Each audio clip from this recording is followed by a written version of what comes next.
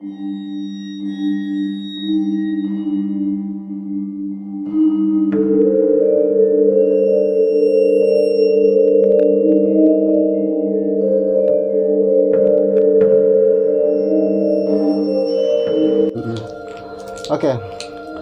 Assalamualaikum warahmatullahi wabarakatuh dan selamat malam bersama dengan saya Deng Magic dalam cerita soal sebuah misteri. Nah, kebetulan di malam ini saya ditemani oleh teman saya di salah satu komunitas juga, dan dia pemain Bigo. Pemain Bigo. Dia sering explore, keluar, cari tempat-tempat horor, dan nampaknya enak buat saya temani cerita. Jangan aktif. Di samping Jangan saya aktif. ini. Ya, oke. Jadi sambil saya ambil rekamannya ini, dia juga sementara live. Ya, sementara live di Bigo juga. Jangan Jadi lupa sekalian ya, saja subscribe. saling bantu. Saya naikkan namanya, dia bantu saya juga untuk ini. Oke. Oke, lanjut. Check it out. Namanya Fahmi. Ya, nama saya Fahmi. Nah, di Bigo apa namanya? Pakai ini kah? Apa itu? Pakai nama ya di Bigo. Namanya di Bigo apa? Supaya nama teman-teman saya dari host, juga. Host Kece Explore, jalan-jalan misteri. Host Kece Explore, jalan-jalan misteri. Kebetulan kita di Makassar juga. Nah, saya langsung saja pada topik nih. Berbicara tentang explore ke tempat-tempat yang menakutkan, yang angker, yang paling sering didapat itu paling, atau misalnya kita mau cari betul tidak mitos-mitosnya seperti ini, iya kan? Ya, betul. Betul tidak kata orang seperti ini, dan itu yang mau di live kayak ditonton banyak orang pembuktiannya. Ya, pembuktian. Sekaligus, nah, saya mau bertanya pada Anda nih, Fahmi, saya mau bertanya pada Anda, pada saat Anda mengeksplor keluar, yang Anda cari itu apa sebenarnya? Saya mau dengar langsung dari mulut Anda. Oke. Semenjak saya explore, yang saya cari cuman mitos dan cerita-cerita yang ada di masyarakat. Pertama yang saya explore itu di Rumah Kuning, dan yang konon katanya sering ada penampakan kunti. Ada kunti merah, kunti ruo, kunti putih, dan itu benar-benar ada. Benar-benar ada. Benar-benar ada. Dan tempat yang kedua yang saya datangi, ini ada bangunan tua di daerah Sudiang. Konon katanya sekitar jam 10 ke atas sudah nggak ada lewat, karena konon penampakan kunti itu ada dan benar-benar ada terjadi. Waktu saya cek lokasi ke sana dan explore berapa menit, memang dia nampak dan ada suara-suara yang kayak ketawa lewat, interaksi yang banyak. Dan selama saya explore, yang saya paling temukan, yang paling saya baru lihat itu adalah hantu kepala buntung. Hantu kepala buntung. Itu ada tepatnya di Sudiang. Yang bangunan tua terbengkalai, ada 8 rumah bangunan yang sudah lama tidak dihuni lagi. Nah, kita ke ini dulu. Yang pertama di Rumah Kuning. Rumah Kuning alamat di mana itu? Itu di Kabupaten Goa, Jalan Manggarupi. Jalan Manggarupi. Manggarupi itu. Di situ ada sebuah penampakan kunti. Oke. Nah, penampakan kayak macam di kunti di Rumah Kuning dan di Sudiang tersebut sampai kepala buntung ya? Ya, kepala buntung. Nah, untuk di Sudiang, untuk di Rumah Kuning juga, siapa yang melihat? Mungkin ada teman, dia sempat juga melihat dan merasakan itu kunti merah dan kunti putih yang sering menampakkan di situ. Kunti merah, kunti putih. Karena kan itu rumah dulunya ada pembantaian di situ, satu keluarga. Dan saya mau pecahkan mitos, mediasi nggak ada juga. Jadi ya kita undur, nanti kita ke sana lagi. Oh, sempat ke sana. Dapat penampakan. Dia ada mau menyampaikan sesuatu, karena di sana juga ada benda pusaka semacam kris di kolam renang. Yang tahu soal pusaka benda keris itu dan ingin menyampaikan sesuatu, siapa yang menginfokan itu? Nah itu yang ada siluman di situ, siluman apa ya, kayak semacam setengah badan itu kayak kuda, kepala beremas. Yang melihat itu siapa? Saya sendiri. Nah, dia berkomunikasi, mencoba berkomunikasi. Saya ditarik ke belakang karena kan itu rumah kuning luas dan kolam renangnya di belakang, dan itu apa ya, titik energinya yang paling besar itu ada di belakang. Di belakang. Tempat pusaka. Oke. Nah, di rumah kuning itu dulu ya kita bahas.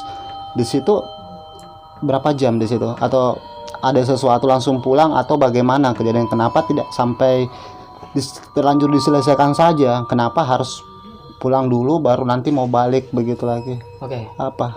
Saya waktu ke sana tiba-tiba jaringan hilang, senter tiba-tiba mati redup, dan gimana ya, kayak ada sosok yang kami kayak gimana ya, kita disuruh pulang, jangan di sini tempatnya berbahaya. Karena tapi sosok yang penunggu di situ yang benar-benar asli, dia larang kami pulang. Dia akan menyampaikan sesuatu tapi nggak tahu itu sosok kuntinya atau genderuwonya gitu. Karena di rumah kuning itu bukan cuman penghuni asli yang di situ, banyak yang masyarakat yang buang kayak apa ya, dia buang-buang kayak setan-setan gitu, dia pindahkan setannya ke situ. Di rumah kuning. Itu yang sempat yang saya rasakan. Kalau bukan yang sempat viral itu di rumah kuning? Iya, sempat viral beberapa tahun yang lalu, sampai sebelumnya juga itu. Tahun berapa itu ya kira-kira? Ya, nggak tahu. Sempat saya dengar yang di rumah kuning. Oke, nanti begini. Jadi untuk ke rumah kuning ini lagi kan? Ya. Ke rumah kuning lagi, rencana mau seperti apa untuk datang ke sana? Apa pakai media atau pakai apa Rencana saya mau pakai mediasi supaya pakai media. Saya mau tahu mitosnya itu apa di sana. Kenapa ini rumah tidak ada yang mau miliki? Sempat ini, tapi konon katanya ini rumah harus dibersihkan.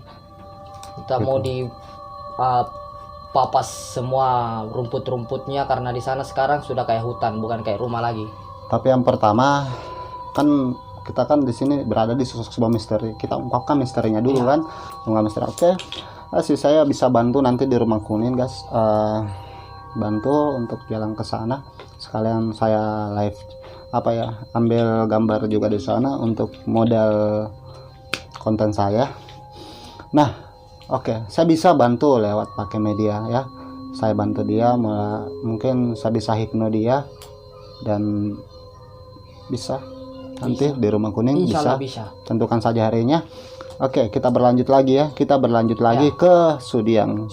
Sudiang itu tempatnya di bagian mana di Sudiang? Sudiang itu tidak jauh dari Gor Sudiang. Tidak jauh dari Gor Sudiang. Di bagian mana?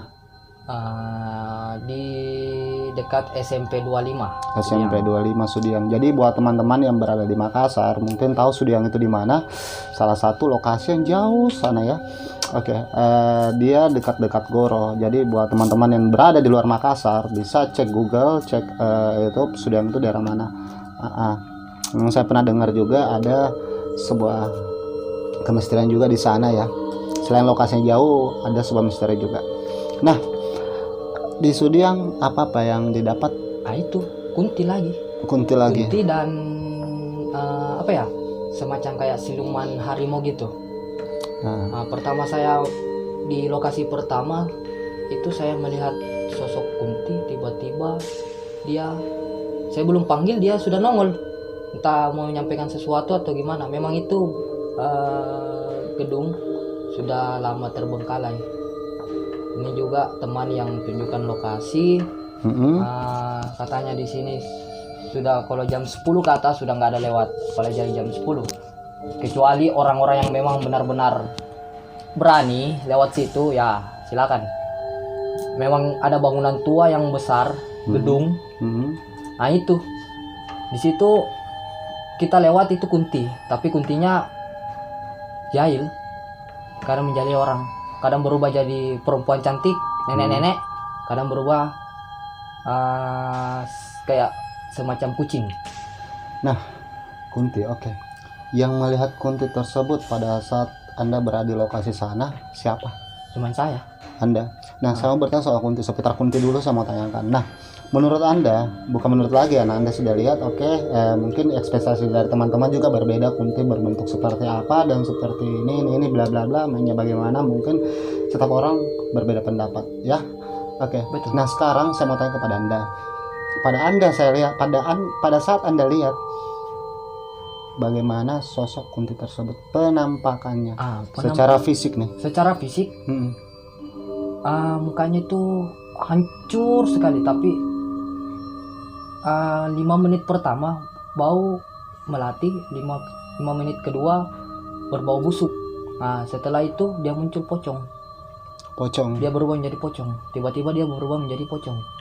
Dan saya herankan itu, kenapa bisa 5 menit langsung berubah jadi pocong. Entah dia aura negatifnya tinggi atau gimana. Nah, jadi kuntinya rusak mukanya ya. Rusak muka. Awalnya ada aroma ini. Ya, berbau-bau. Pada saat dilihat mukanya sangat rusak dan tiba-tiba berubah secara tidak langsung seperti sosok pocong. Gitu. Nah, untuk pocong sendiri nih, menurut Anda pocong itu bagaimana bentuknya? Ya, pocong mukanya tuh kalau itu hari saya shoot pakai senter, mukanya juga hancur, berdarah mukanya, dan mungkin dia juga mau menyampaikan sesuatu sama saya, tapi saya nggak gubris. Saya pindah ke lokasi kedua yang di Bukit Sudiang, dekat dari lokasi pertama. Nah, dia mungkin mau menyampaikan sesuatu, mungkin mau didoakan kah, atau mau bagaimana, atau mau dibersihkan itu tempat. Tapi saya nggak sempat gubris, saya langsung bilang oke, kita lanjut ke lokasi kedua. Tapi ini kunti kayak mau menjahili masyarakat yang lewat di situ, karena di situ tempat konon katanya sering dipakai kayak gimana ya, sesajen begitu, meminta sesuatu. Tapi walau alam kita meminta sesuatu bukan sama jin, tapi sama yang di atas. Itu yang sempat saya dapat bisikan, tapi saya nggak gubris. Pocongnya, pokoknya penampakan pocong itu mukanya hancur, dia mukanya berdarah, tapi berbau busuk. Itulah berbau busuk. Berbau busuk. Oke, itu pocongnya ya. Itu pocong. Nah, sekarang tadi sempat ada pembicaraan hantu apa lagi yang kepala buntung. Sebentar ya. Enak nih kalau macam misalnya di dekat Bigo nih. Ya, nah itu. Oke. Nah, untuk kepala buntung nih, bagaimana rupanya dan bagaimana cara Anda melihat dia? Maksudnya pada saat apa itu? Pada saat saya sampai ke lokasi itu, pertama yang saya dapatkan itu lagi kunti. Di sana ada 8 rumah yang belum jadi, sudah kayak berbentuk rawa-rawa, rumputnya tinggi, pepohonan tinggi. Sana rumah ada 8 rumah. Tempat kepala buntung itu muncul pas saya lihat itu di bangunan keempat. Itu pas saya shoot ke rumah kedua, tiba-tiba tangan saya bergeser ke bangunan keempat. Dan itu nampak jelas, tapi nggak nampak.